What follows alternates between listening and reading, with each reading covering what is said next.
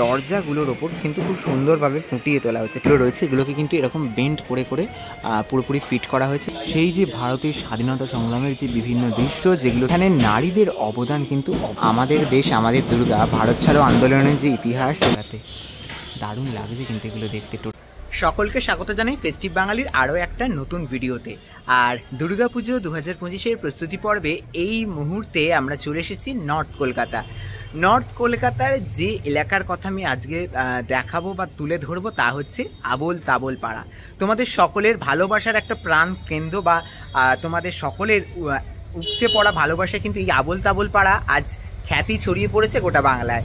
আর এই আবোল তাবোল পাড়া 2025-এর প্রস্তুতি পর্বে 2025-এর দুর্গাপুজোর মণ্ডপের আদলে কিভাবে সেজে উঠছে আবারও ঘুরে দেখাবো আজকের এই ভিডিওর মাধ্যমে। সেই চির পরিচিত আবোল তাবোল পাড়া মনে পড়ে সেই 2023-এর দুর্গাপুজোর কথা। আবোল তাবোল পাড়া তৈরি করে হাতিবাগান নবীনপল্লী আমাদের তাক লাগিয়ে দিয়েছিল, যা আজও মানে জনমানসে একেবারে স্মৃতিতে অমলিন। সেই আবোল তাবোল পাড়াই কিন্তু সেজে উঠছে আবারও 2025-এর দুর্গোৎসবের জন্য।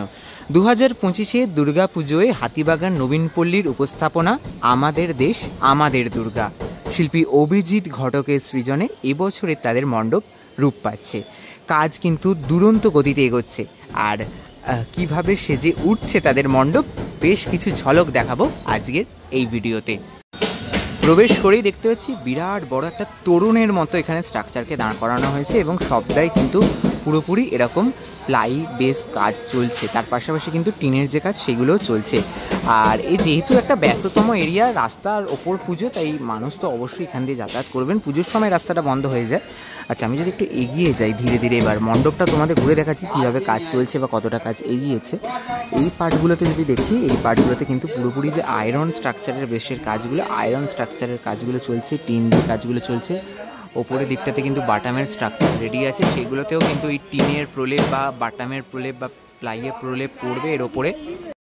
আচ্ছা, এই পার্টটাতে যেটা দেখতে পাচ্ছি, এই ধরনের টিনের যে পার্টগুলো রয়েছে এগুলোকে কিন্তু এরকম বেন্ড করে করে পুরোপুরি ফিট করা হয়েছে। এবং তার সাথে সাথে যেমনটা দেখাচ্ছিলাম যে আবোল তাবোল পাড়া আপাতত তো ঢাকা পড়ে গেছে, আবারও যখন পুজো শেষ হবে তখন আবোল তাবোল পাড়া তোমাদের জন্য খুলে যাবে। তো এই হচ্ছে এন্ট্রি, মানে এন্ট্রি করার পর এই যে পার্টটা, এই পার্টটা কিন্তু দিয়ে তোমরা এগিয়ে যাবে একেবারে সামনের দিকে। আর হাতিবাগান নবীনপল্লীর মণ্ডপের একেবারে অন্তর্মহলে এসে আবার দেখতে পাচ্ছি মণ্ডপের একটি বিশেষ অংশ, যেখানে যেমনটা জানাচ্ছিলাম আমাদের দেশ আমাদের দুর্গা, ভারত ছাড়ো আন্দোলনের যে ইতিহাস এবং সেখানে নারী সংগ্রামের কাহিনী, সেটা যেমন ফুটে উঠতে চলেছে এবছর নবীনপল্লীতে, তারই সেই যে ইতিহাসের চিত্রগুলো সেগুলো কত সুন্দরভাবে এখানে ফুটিয়ে তোলার যে কাজ সেগুলো চলছে। একেবারে যে ইতিহাসের পাতায় আমরা যে ছবি দেখে এসেছি সেই ছবি কিন্তু আজ মণ্ডপের অংশে সেজে উঠছে দারুণভাবে। আচ্ছা, এই জায়গাটা প্রত্যেকবার একটা বিশেষ অংশ থাকে হাতিবাগান নবীনপল্লীর মণ্ডপের ডান পাশে একটা বিশেষ অংশ। এই জায়গাটাও কিন্তু সেজে উঠছে পুরোপুরি প্লাই দিয়ে, বাটাম দিয়ে, তার সাথে সাথে আয়রন স্ট্রাকচার দিয়ে, সব কিছু দিয়ে কিন্তু টোটাল জায়গাটা সাজছে। যে সকল নারীদের অবদান ভারতের স্বাধীনতা আন্দোলনে ছিল, সেই সকল নারীদের চিত্রই কিন্তু এই যে পুরনো যে দরজাগুলো রয়েছে সেই দরজাগুলোর ওপর কিন্তু খুব সুন্দরভাবে ফুটিয়ে তোলা হচ্ছে। ঠিক এখানে একটি রয়েছে ভারতের পতাকা কাঁধে নিয়ে এক মহিলা বা নারীকে দেখতে পাচ্ছি। পাশাপাশি এই দিকে আরও বেশ কিছু রয়েছে এরকম পুরনো যে বাড়ির যে দরজাগুলো হয় তার উপরে কিন্তু এগুলো ফুটিয়ে তোলা হচ্ছে। ভারতের জাতীয় পতাকা হাতে প্রত্যেকটি স্বাধীনতা সংগ্রামী নারীর যে চিত্র সেগুলোই উঠে আসছে এবছরের এই নবীনপল্লীর বিশেষ মণ্ডপে। ধীরে ধীরে মণ্ডপের একদম শেষ অংশে চলে এসেছিলাম, যেখানে কিন্তু একেবারে সরাসরি গেলে মাতৃপ্রতিমা দেখতে পাবে। মাতৃপ্রতিমার যেখানে রয়েছে সেই জায়গা তো আপাতত তোমাদের দেখাতে পারবো না, ওটা একটু চাপা থাক, ওটা দুর্গা পুজোর সময় এসে দেখার জন্য। তবে এই জায়গাগুলো যদি বলি, এই জায়গাগুলোতে পুরোপুরি কিন্তু এই লোহার প্যানেল দিয়ে লোহাকে বেন্ড করে একটা ফ্রেম মতো তৈরি করা হয়েছে। ওপরের দিকটা যদি বলি, ওপরের দিকটাতেও কিন্তু ওই যে বেশ কিছু ইতিহাসের চিত্র যেমনটা জানাচ্ছিলাম সেগুলোকে কিন্তু পুরোপুরি ড্র করা হয়েছে।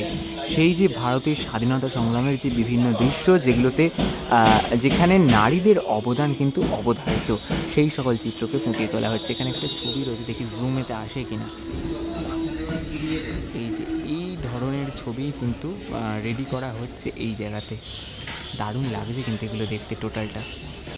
এই জায়গাগুলোতেও দেখতে পাচ্ছি বেশ কিছু এই ধরনের লোহার যে স্ট্রাকচার, এরকম লোহা দিয়ে আয়রন দিয়ে বা টিন দিয়ে বেন্ড করে করে বেশ কিছু পার্টকে রেডি করা হচ্ছে ঠিক মণ্ডপের এই জায়গাগুলোতে। এগুলো বিভিন্ন পার্টে কিন্তু ইনস্টল করা হবে ধীরে ধীরে। আগামী দিনে কিন্তু এগুলো স্পষ্ট হবে আমাদের কাছে। এই দিকের অংশটায় আরও একটা এরকম বিশাল বড় প্যানেল মতো করা হয়েছে, যেগুলোকে এরকম টিন দিয়ে তার সাথে লোহা আয়রন স্ট্রাকচারে বেন্ড করে টোটাল এই জায়গাটাকে সাজানো হয়েছে। আর সোজা যদি এই জায়গাটা চলে যাই, এই জায়গাটা এখন আজকে কিন্তু হঠাৎ করে বৃষ্টিও নেমে পড়েছে। এইখানেই কিন্তু মাতৃপ্রতিমা থাকবে। এই জায়গাটিকে কিন্তু এইভাবে সাজানো হচ্ছে পুরোপুরি আয়রন বেস স্ট্রাকচারের কাজ করে করে। আর এখানেই কিন্তু মাতৃপ্রতিমা রয়েছে। আপাতত মাতৃপ্রতিমা অপ্রকাশিতই থাক, এখন তো সব কিছু দেখিয়ে দিলে মুশকিল আছে। আচ্ছা, এই জায়গাটায় আমি একটু ভেতরের দিকে দেখাই। এই ধরনের কিন্তু প্রচুর এরকম থার্মোকল দিয়ে বেশ কিছু স্ট্রাকচারের কাজ চলছে। সেই থার্মোকলের স্ট্রাকচারের কাজগুলো কিন্তু একেবারে জোর কদমে এগোচ্ছে। তাহলে মোটামুটি হাতিবাগান নবীনপল্লীর এবছরের যে পুজো প্রস্তুতি পর্ব, আমাদের দেশ আমাদের দুর্গা, এই ভাবনা নিয়ে কিভাবে সেজে উঠছে তা ঘুরে দেখানোর পূর্ণ চেষ্টা করলাম। আশা করছি ভিডিওটা ভালো লেগেছে।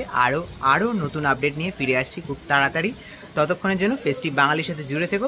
আজকের মতো এখানেই, সকলকে টাটা।